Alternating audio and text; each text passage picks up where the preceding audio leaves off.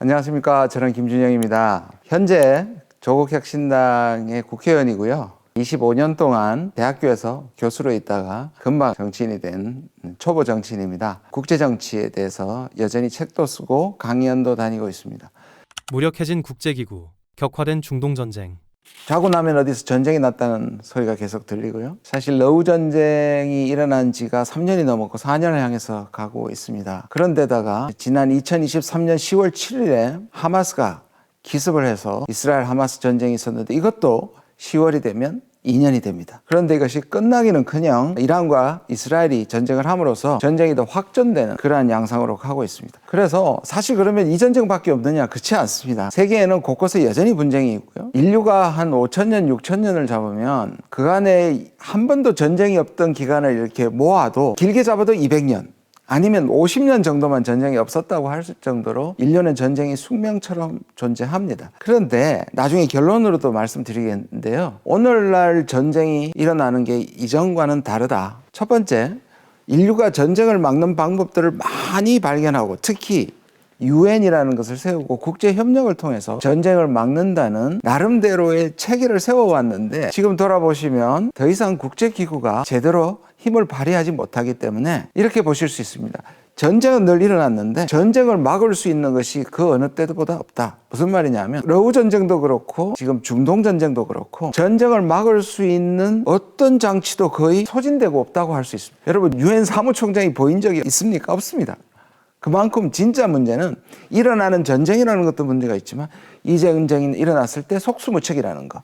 그리고 과거에는 뭔가 윤리적이고 명분 같은 것들이 작동을 했는데 지금은 그냥 강대국들도 약속을 그대로 때려버리니까 이것은 힘이 지배하는, 그래서 이런 것들이 계속되면 단순히 전쟁으로 피해받는 것도 중요하지만 인류 문명 자체가 위협받을 수 있다, 이렇게 생각합니다.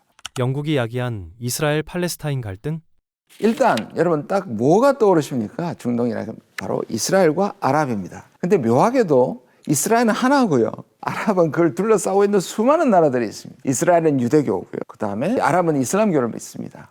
일단 종교가 다른 갈등의 요소가 있고요. 이건 성경에서부터 연유된다고 말을 하죠. 근데 때로 종교는 다르지만 그리고 서로 종교에 대해서 비판은 할 수는 있지만 이거를 끝까지 전쟁으로 몰고 가지 않는 온건파들이 등장할 때는 좀 안정을 받다가 서로 타협할 수 없고 한쪽이 죽어야, 한 나라가 한쪽 편이 절멸당해야 이 문제는 해결해야 된다는 그런 정부가 들었을 때 전쟁이 나는 거죠. 거기에다 역사적 이유가 있습니다. 여러분 디아스포라라는 단어를 들어보셨는지 모르겠습니다. 기독교에서 자주 쓰는 말인데요. 과거에 유대 민족들이 포로로 잡혀갔다가 그 이후로 전 세계로 흩어지면서 유랑을 하게 되고 이들이 이 디아스포라가 2차 대전이 끝나는 시점에 자기들의 고향의 땅에 모이게 됩니다.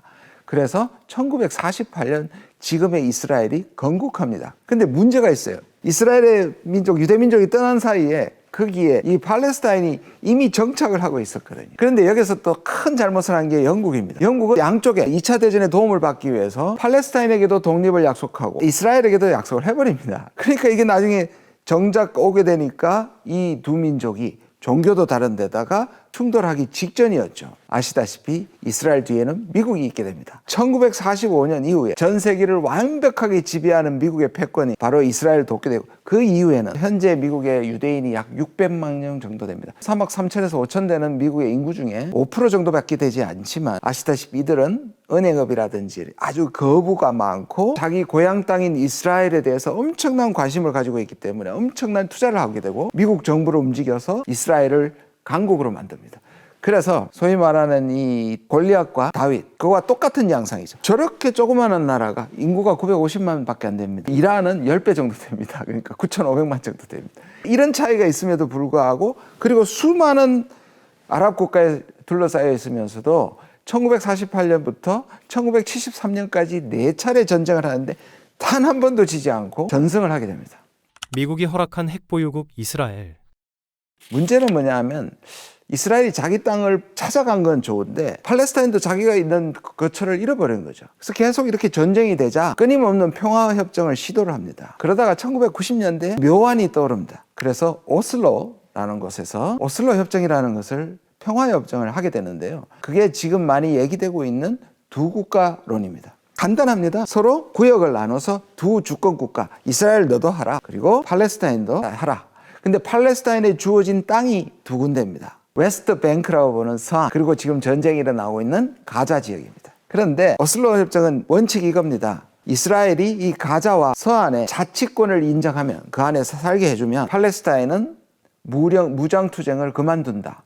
굉장히 평화롭지 않습니까? 근데 아까도 말씀드렸듯이 강경파가 등장하면 팔레스타인을 다 쫓아내버리고 싶은 겁니다. 근데 지금의 이스라엘의 네타냐후가 바로 이때 오슬로 직후에 1995년경에 이스라엘의 대통령이 됩니다. 이스라엘의 리더가 되면서 이스라엘 사람들을 이 가자와 서안에 거기에 집을 짓게 해버리는 겁니다. 이것은 팔레스타인의 주거 생활을 방해하는 것이고 쫓아내는 거죠. 그러면 이 팔레스타인들 갈 데가 없죠. 그래서 초기에 마찬가지로 팔레스타인에도 매우 온건한 PLO라는 그룹이 팔레스타인을 유지하고 있었는데 계속 불만이 쌓일 거 아닙니까? 그러면서 강력한 하마스라는 그룹이 팔레스타인 정권을 잡으면서 이제 그때부터 다시 오슬로 협정으로 좀 중단되었다가 다시 중동이 계속 지금 전쟁이 나고 있는 겁니다.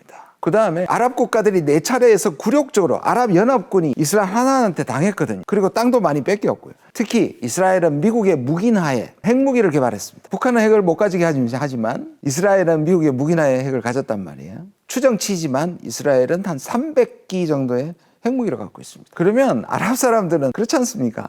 자기들도 핵을 가지고 싶으실 것이고 전쟁에 졌던 경험도 있고, 그러다 보니 두 가지로 이란은 핵을 개발하고 싶어 했고요. 사우디를 중간에 두고 이란과 이스라엘은 한 1000km 넘게 떨어져 있습니다. 지금도 그래서 사실은 미사일로 전쟁하는 것이지 지상군이 탱크라든지 이 보병들이 전쟁하지 않죠. 지금 폭격과 공군 위주를 하게 되는 이유인 겁니다. 그래서 이스라엘은 이런 시도를 좌절시키고, 그럴 때마다 문제가 될 때마다 하마스나 후티나 헤즈볼라나 또 이들을 뒤에서 조종하는 이란이 테러를 일으키는 끊임없는 전쟁이 난 거고요. 사우디의 개입이 만든 하마스 테러? 하마스가 왜 그러면 2023년 10월에 그런 짓을 했을까? 이거 상당히 엄청난 모험을 하면서 한 건데요. 그 이유가 있습니다. 이 사우디가 중간에 들어갑니다. 사우디의 빈살만이라는 바로 왕의 동생인데요. 이 빈살만이 중동에서 더 이상 석유가 끊고 영원히 살 수 없으니 엄청난 그 꿈을 가지고 야망을 가지고 개발을 시작합니다. 그걸 빈살만 프로젝트라고 하는데요. 거기에 이스라엘의 도움이 필요합니다. 이스라엘이 IT도 굉장히 그렇고 이스라엘과 평화협정을 맺으려고 합니다. 사우디는 또 안보적인 이유가 있습니다. 이란하고 사우디는 이슬람의 수니파와 시아파의 맹주입니다. 이들은 같은 이슬람이지만 서로 경계를 하는 중입니다. 그런데 이 이스라엘과 사우디가 이런 협력 관계를 맺는 순간에 이것은 이란한테도 반갑지 않고 특히 PLO가 여기서 큰 충격을 받습니다. 팔레스타인의 하마스는 사우디에게 엄청난 도움을 받고 있었고, 팔레스타인 문제를 해결하지 않은 채 이슬람과 이스라엘이 평화조약을 맺어버리면 팔레스타인 사람은 영원히 자기들의 자치권을 잃게 될 것이라는 그러한 위험이 생긴 거죠. 그래서 해서는 안 될 행위를 한 겁니다. 그래서 기습 공격을 하고 사람들의 인지를 잡고, 이거는 중동의 평화를 의도적으로 깨기 위한 것이었습니다. 그러니까 갑자기 사우디는 이렇게 되는 겁니다. 가만히 있으면 했을 텐데 저렇게 하마스가 공격은 먼저 했습니다만 이스라엘에게 계속 학살에 가까운 것을 보고 있으니 사우디가 그때 이스라엘 편을 들 수는 없게 되겠죠. 이스라엘과 아랍이라는 진영이 다시 생기는 거죠. 이게 원래 하마스가 의도했던 겁니다. 전쟁 끝나는 순간 네타냐후도 몰락한다? 문제는 여기 이스라엘 네타냐후입니다. 처음에는 하마스의 기습을 받고 그 테러와 반인륜적인 전쟁에 대해서 전 세계가 이스라엘을 지지했지만 그 이후에 이 전쟁을 역으로 이용하면서 네타냐후는 거의 학살에 가까운 민간인들을 무수하게 죽이는, 지금까지 있었던 모든 전쟁보다 더 많은 사람이 죽고 더 많이 파괴되는 형상을 보입니다. 그렇게 되자 그렇게 이스라엘을 돕던 미국 내에서도 반유대, 반네타냐후, 반이스라엘 움직임이 생기게 된 겁니다. 왜 네타냐후는 이렇게 계속 전쟁을 할까? 그게 여러 가지 이유가 있습니다. 아까 말씀드린 것 첫 번째, 이때가 이란의 핵을 가지려는 또는 이란 전체가 힘을 가지지 못하게 하는 절호의 기회다. 왜냐하면 이 하마스를 전쟁 가운데 약화시켜버리고 또 헤즈볼라를 약화시켜버리고 후티까지 약화시켜버려서 지금이야말로 이란 정부를 전복시킬 수 있는 최고의 찬스라고 생각하고, 전복시키거나 또는 최소한 이란이 준비하고 있는 핵 개발을 중단시킬 수 있는 찬스라. 또 하나의 이유는 네타냐후가 사법 리스크가 있습니다. 이 전쟁 직전에 하마스가 치기 전에 자기가 이 부패 혐의로 이미 재판에 올려져 있고 여러 가지 스캔들이 존재합니다. 그것을 감추기 위해서 전쟁을 한 겁니다. 그래서 이런 말이 있습니다. 전쟁이 끝나면 네타냐후도 끝난다. 그러면 네타냐후는 자기 정권을 유지하기 위해서 이 전쟁을 계속 해야 되는 겁니다. 하마스와의 전쟁을 끌고 가는 것은 너무 비난이 심했는데 이번에 이란을 침으로써 이걸 벗어난 겁니다. 갑자기 반대하던 미국이나 유럽에서 이란의 핵 개발 때문에 전쟁이 났다고 오히려 지금은 한 목소리로 이스라엘을 지지하고 있는, 그래서 국내적인 정치적 이유가 있습니다. 전쟁 강박 트럼프, 피스메이커 호소인? 여기서 이제 마지막으로 미국인데요. 트럼프는 사실 전쟁에 대한 강박이 있습니다. 참 안 어울리죠. 일단 보면 굉장히 이 마초적인 사람인데 그 사람이 평화를 사랑해 이 말이 아니고요. 트럼프는 자기가 전쟁을 끝낼 수 있는 거대한 위대한 인물이다. 여기에 강박이 있습니다. 그러니까 관심 끌고 싶어하는 사람들, 자기만 할 수 있는 사람들. 그래서 이렇게 늘 얘기합니다. 자기 일기 때 전쟁이 일어나지 않았다는 걸 굉장히 자랑스럽게 생각합니다.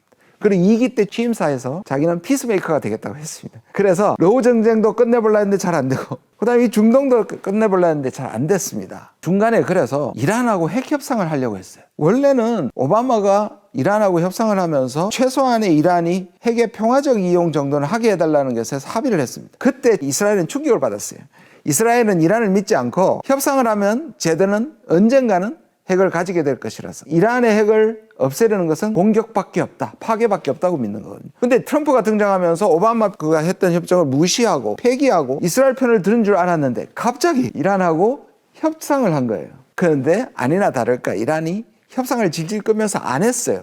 그러니까 이스라엘이 그냥 이때다 해서 바로 때려버린 겁니다. 그렇게 되면 트럼프는 약간 딜레마에 빠집니다. 자기는 이 전쟁을 끝내기 위해서 이란하고 했는데 이란이 말을 안 들으니까 이스라엘이 때렸습니다.